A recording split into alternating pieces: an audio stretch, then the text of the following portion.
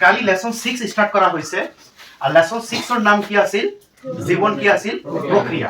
আৰু কালি টপিকসতে কোৱা হৈছে হালক সংশ্লেষণ কিন্তু আজিও বুজোৱা হ'ব যে প্ৰথমে কোৱেশ্চনটো কি আছে হালক সংশ্লেষণ এটো কি বস্তু আৰু এটোৰ লগত এটা কোৱেশ্চন জড়িত হৈ আছে যি টপিকটো কি হ'ব তোমাৰ এক্সামত ভেৰি ভেৰি ইম্পৰ্টেন্ট হ'ব ওকে প্ৰথমতে এটা কোৱেশ্চন আহিব যে হালক সংশ্লেষণ কাক বলে কি হালক সংশ্লেষণ কাক বলে যিবিলাক হেউজিয়া উদ্ভিদ আছে কি উদ্ভিদ হেউজিয়া উদ্ভিদ যিবিলাক আমালোকৰ গছ গছনি আছে এই গছ গছনি কি কৰে কালি কোৱা হৈছে নিজৰ আহাৰ নিজে কি কৰে তৈয়াৰ কৰি ল'ব পাৰে যিবিলাক হেউজিয়া উদ্ভিদ আছে কি উদ্ভিদ হেউজিয়া উদ্ভিদ যেনেকৈ গছৰ একটা পাত হ'ব পাৰে গছৰ একটা যিকোনো পাৰ্ট হতে হ'ব পাৰে এই যে গছৰ পাত যে আছে এই গছৰ পাতে কি কৰে নিজৰ আহাৰ নিজে কি কৰে প্ৰস্তুত তৈয়াৰ কৰে ঠিক কেনেকৈ তৈয়াৰ কৰে এটা গছে কি কৰে কাৰ্বন ডাই অক্সাইড এটো কি CO2 মানে কার্বন ডাই অক্সাইড প্লাস কি ওয়াটার H2O মানে পানি এটা গছে কি করে কার্বন ডাই অক্সাইড লয় পানি লয় কার উপস্থিতি সূৰ্যৰ পোহৰৰ কাৰ উপস্থিতি সূৰ্যৰ পোহৰৰ বা পত্ৰহৰিত কি আছে পত্ৰহৰিত কালি কোৱা হৈছে এই পত্ৰহৰিতৰ কাম কি আছে এই পত্ৰহৰিত কি কৰে সূৰ্যৰ ৰশ্মিটক শোষণ কৰাত কি কৰে হেল্প কৰে তাৰে এটা গছৰ পাতে হোক বা হেউজিয়া উদ্ভিদে হোক কাৰ সহায়ক কাৰ্বন ডাই অক্সাইড পানী আৰু কাৰ উপস্থিতি সূৰ্যৰ উপস্থিতি নিজৰ আহাৰ নিজে কি কৰিব তৈয়াৰ কৰিব আৰু নিজৰ আহাৰ কি C6H12O6 কি উৎপন্ন কৰিব গ্লুকোজ উৎপন্ন কৰিব কি উৎপন্ন কৰিব গ্লুকোজ আৰ এই গ্লুকোজটো হৈছে এটা উদ্ভিদৰ খাদ্য এটা উদ্ভিদৰ কি খাদ্য তাহলে ইয়াৰ পৰা কি বুজিম যে উদ্ভিদে নিজৰ খাদ্য নিজে কি কৰে প্ৰস্তুত কৰে আৰু এই প্ৰক্ৰিয়াটোকে কোৱা হয় কি হালক সংশ্লেষণ এক্সামত এটা এমসিকিউ কোৱেশ্চন আহে এক্সামত কি এমসিকিউ কোৱেশ্চন যে উদ্ভিদে নিজৰ আহাৰ নিজে প্ৰস্তুত কৰিবলৈ কি দুটা বা কি তিনিটা পদাৰ্থৰ দৰকাৰ বা কি তিনিটা সামগ্ৰীৰ দৰকাৰ বা কি তিনিটা কেঁচা পদাৰ্থৰ দৰকাৰ উদ্ভিদৰ খাদ্য তৈয়াৰ কৰিবলৈ কেইটা দৰকাৰ তিনিটা কি কাৰ্বন ডাই অক্সাইড পানী আৰু কি সূৰ্যৰ ৰশ্মি এটা উদ্ভিদে খাদ্য তৈয়াৰ কৰিবলৈ এই তিনিটা বস্তু দৰকাৰ হ'বই এই তিনিটা বস্তু যদি এটা না থাকে তেনে উদ্ভিদে কেতিয়াও খাদ্য প্ৰস্তুত কৰিব নোৱাৰে এই প্ৰক্ৰিয়া কি বুলি কোৱা হয় হালক সংশ্লেষণ ক্লিয়াৰ আছে সকলে নেক্সট কোৱেশ্চন আহিব এই হালক সংশ্লেষণ কিছুবিলাক কি আছে স্টেপ কি আছে স্টেপ মানে প্ৰণালী যে এটা উদ্ভিদে কেনেকৈ হালক সংশ্লেষণ কৰে বা কি কি প্ৰসেছত বা কি কি প্ৰণালীত কি কৰে হালক সংশ্লেষণ সংঘটিত কৰে 1 নম্বৰ কি কৰে সূৰ্যৰ পোহৰক 1 নম্বৰ কি সূৰ্যৰ পোহৰক কাৰণ আমি এতিয়াই বুজি পাইছো যে সূৰ্যৰ পোহৰ লাগে কি লাগে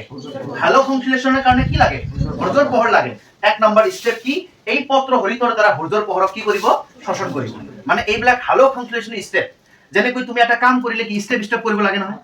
এটা যদি কাম কৰা তা কামটো কি প্ৰথমৰ পৰা স্টাৰ্ট কৰিব লাগিব তেনেকৈ এটা উদ্ভিদে কি কৰে ফাৰ্ষ্টত এই সূৰ্যৰ ৰশ্মিটো কি কৰে শোষণ কৰে কাৰ দ্বাৰা পত্ৰহৰিত দ্বাৰা ফাৰ্স্ট কাম সেকেন্ড কাম কি রাসায়নিক বিক্রিয়া করি এই যে পানির অণু আছে না পানির অণু কি H2O এই পানির অণু কি করে ভাঙি দিয়ে বা বিজারিত করে কি করে বিজারিত মানে যেতিয়া এটা উদ্ভিদে খাদ্য তৈয়াৰ কৰে ওই খাদ্য তৈয়াৰ কৰাত কি লাগে পানী লাগে এই পানীটো কি কৰে যেতিয়া সূৰ্যৰ ৰশ্মিটো লৈ লোৱাৰ পিছত এই গছে কি কৰে পানীটো কি কৰে বিজাৰিত কৰে মানে পানীৰ অণুবিলাকক কি কৰে ভাঙি দিয়ে 2 নম্বৰ কাম 3 নম্বৰ কাম কি কাৰ্বোহাইড্ৰেট উৎপন্ন কৰে কি উৎপন্ন কৰে কাৰ্বোহাইড্ৰেট উৎপন্ন কৰে এই যে কার্বোহাইড্রেট মানে কি উৎপন্ন করে গ্লুকোজ আর যে গ্লুকোজটা হচ্ছে একটা উদ্ভিদের কি খাদ্য আর 3 নম্বরত কি করে কার্বোহাইড্রেট কি করে উৎপন্ন করে তার এই তিনটা স্টেপত কি করে একটা উদ্ভিদে কি করে হালক সংশ্লেষণ করে তাহলে ইয়ার তিনটা কোশ্চেন আছে চারিটা কোশ্চেন আছে ইয়ার কেইটা কোশ্চেন চারিটা 1 নম্বরত আহিব পারে হালক সংশ্লেষণ কাক বলে 2 নম্বরত আহিব পারে হালক সংশ্লেষণৰ উদাহৰণ দিয়া বা বিক্ৰিয়াটো লিখা 3 নম্বৰত আহিব পাৰে হালক সংশ্লেষণৰ দৰকাৰ হোৱা তিনিবিধ পদাৰ্থৰ নাম কি কাৰ্বন ডাই অক্সাইড পানী আৰু কি সূৰ্যৰ ৰশ্মি 4 নম্বৰত আহিব পাৰে হালক সংশ্লেষণৰ প্ৰণালীবোৰ কি বা হালক সংশ্লেষণৰ পদ্ধতিবোৰ কি আহিব পাৰে পদ্ধতি যে হালক সংশ্লেষণত কি হয় তা কি হয় ফাৰ্স্টত কি হয় সূৰ্যৰ ৰশ্মি কি হয় শোষণ হয় 2 নম্বৰত কি হয় ৰাসায়নিক বিক্ৰিয়াৰ দ্বাৰা পানীৰ অণুটো ভাঙি বা কি হয় বিজাৰিত হয় আৰু 3 নম্বৰটো কি হয় কাৰ্বোহাইড্ৰেট কি হয় ক্লিয়াৰ আছে আজি নেক্সট 3 নম্বৰ কোশ্চেন বা 2 নম্বৰ কোশ্চেন এটো ফাৰ্স্ট এটো 1 নম্বৰ কোশ্চেন ঠিক আছে আজিৰ 2 নম্বৰ কোশ্চেন হৰিত কণা কি কি কোশ্চেন হৰিত কণা এইটো কি বস্তু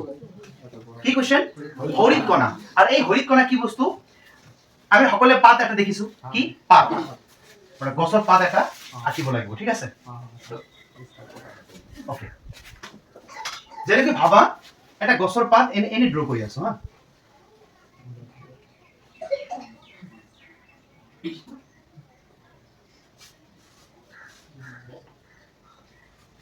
এইটো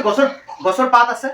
এই গছৰ পাতত তুমি লক্ষ্য কৰিবা এই গছৰ পাতৰ অপৰিভাগত মানে এই গছৰ পাতৰ অপৰ পৃষ্ঠত কি থাকে কিছু সৰু সৰু কি থাকে ৰন্ধ্ৰ থাকে ৰন্ধ্ৰ মানে সৰু কিছু কি থাকে হেউজিয়া কিছু ৰন্ধ্ৰ থাকে এই এনেকুৱা তুমি দেখিব পাৰিবা পাতৰ ওপৰত এনেকুৱা সৰু কিছু কি থাকে ৰন্ধ্ৰ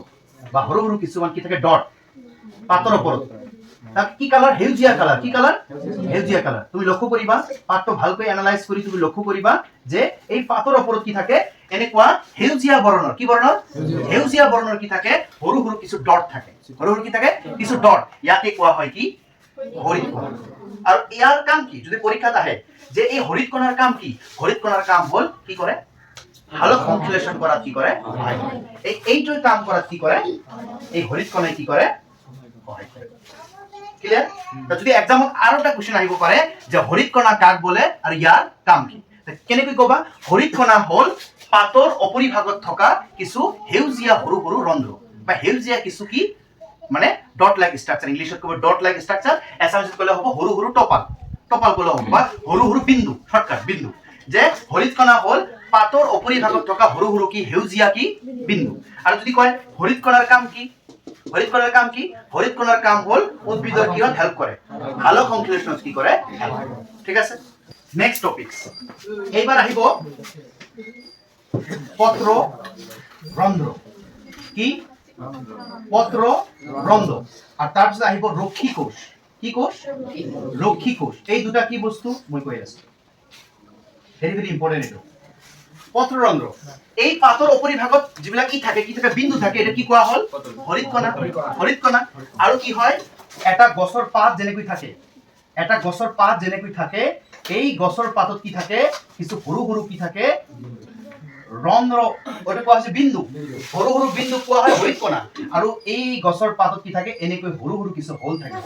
হোল মানে ছিদ্ৰ কিছু বুলি কি থাকে ৰন্ধ্ৰ থাকে কিন্তু এইবিলাক খালি চকুৰে দেখা নাযায় এই এটা পাতৰ ভিতৰত এনেকুৱা কি থাকে কিছু হোল মানে ৰন্ধ্ৰ কিছু বিলে কি থাকে ৰন্ধ্ৰ কিন্তু এই ৰন্ধ্ৰবোৰ খালি চকুৰে দেখা নাযায় তে এই ৰন্ধ্ৰবোৰকে কি কোৱা হয় পত্ৰ ৰন্ধ্ৰ তোমাক যদি পুছ কৰে বা তোমাক যদি এটা কোশ্চেন আহে পত্ৰ ৰন্ধ্ৰ কাক বলে আৰু ইয়াৰ কাম কি জানা এই যে গছৰ পাতৰ অপৰিভাগত যে হোল থাকে হোল মানে ছিদ্ৰ যে থাকে বা এই ছিদ্ৰগুলোৰ কাম হল কি জানো গ্যাসৰ এক্সচেঞ্জ কৰা গ্যাসৰ এক্সচেঞ্জ মানে গ্যাসৰ আদান প্ৰদান কৰা আমি সকলোৱে জানো গছৰ পৰা আমি কি লওঁ অক্সিজেন আৰু আমাৰ পৰা কাৰ্বন ডাই অক্সাইড কি লয় গছে লয় তাহলে এই যে গ্যাসৰ লেনদেন আমাৰ পৰা লৈ আছে আৰু তাৰ পৰা আমাৰ অক্সিজেন কি লৈ আছো তাহলে এটা লেনদেন হৈ আছে নে নাই এই লেনদেনটো কাৰ মাজেৰে হ'ব পত্ৰ ৰন্ধ্ৰৰ মাজেৰে হ'ব তাহলে এটা কোশ্চেন আহিব পত্ৰ ৰন্ধ্ৰ কাক বলে আৰু ইয়াৰ কাম কি কবা গছৰ বা পাতৰ অপৰিভাগত থকা সৰু ছিদ্ৰবোৰক কি বুলি কোৱা হয় কি কবা ছিদ্ৰ কি বুলি কবা ছিদ্ৰ কিন্তু ইংলিশৰ মধ্যে কি কব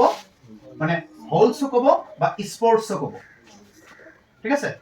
তুমি কি কবা ছিদ্ৰ যে পাতৰ অপৰিভাগত সৰু কিছুমান কি আছে ছিদ্ৰ আছে যা কি বুলি কোৱা হয় পত্ৰ ৰন্ধ্ৰ আৰু ইয়াৰ কাম কি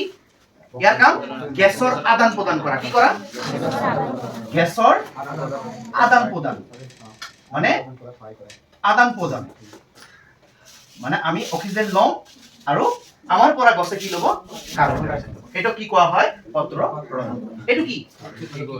ৰক্ষী কোষ এই ৰক্ষী কোষৰ কাম কি পৰীক্ষাত আহিব ৰক্ষী কোষ কি বা ৰক্ষী কোষৰ কাম কি এই যে তুমি যে এতিয়াই এটা বস্তু বুজি পালা যে পত্ৰ ৰন্ধ্ৰ কি পাতৰ কি সৰু ছিদ্ৰ এই ছিদ্ৰটোক এবাৰ মুকলি কৰিব আৰু এবাৰ কি কৰিব বন্ধ কৰিব এই মুকলি কৰা আৰু কি কৰা বন্ধ কৰা এই কামটো কাই নিয়ন্ত্ৰণ কৰে ৰক্ষী কোষ মানে লাইক ৰক্ষী কোষ একটা সিকিউৰিটি গাৰ্ড হিচাপে কি কৰিব কাম কৰিব যেনেকৈ এটা ঘৰৰ কি থাকে মানে গাৰ্ড থাকে নহয় গেটত কি থাকে গাৰ্ড থাকে আৰু গাৰ্ডৰ কাম কি গেটখন মুকলি কৰি দিয়া আৰু মানুহৰ যোৱাৰ পিছত গেটখন কি কৰি দিয়া বন্ধ এই এনেকৈ কি কৰিব ৰক্ষী কোষে কি কৰিব এই যে যিবিলাক ছিদ্ৰ আছে এই ছিদ্ৰবিলাক এবাৰ কি কৰিব বন্ধ কৰি দিব আৰু একবাৰ কি কৰিব খুলি কৰিব যেতিয়া কি হ'ব আমি যেতিয়া কি লম অক্সিজেন লম তাহলে ছিদ্ৰখন কি কৰিব খুলি দিব আৰু যেতিয়া তাই কাৰ্বন ডাই অক্সাইড লব তাহলে ছিদ্ৰখন লৈ কি কৰিব বন্ধ কৰিব তাহলে পৰীক্ষাত আহিব ৰক্ষী কোষৰ কাম কি ৰক্ষী কোষৰ কাম হ'ল কি কৰা এই পত্ৰৰন্ধ্ৰৰ ছিদ্ৰবোৰ কি কৰা মুকলি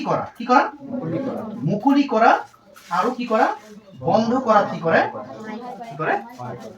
ঠিক আছে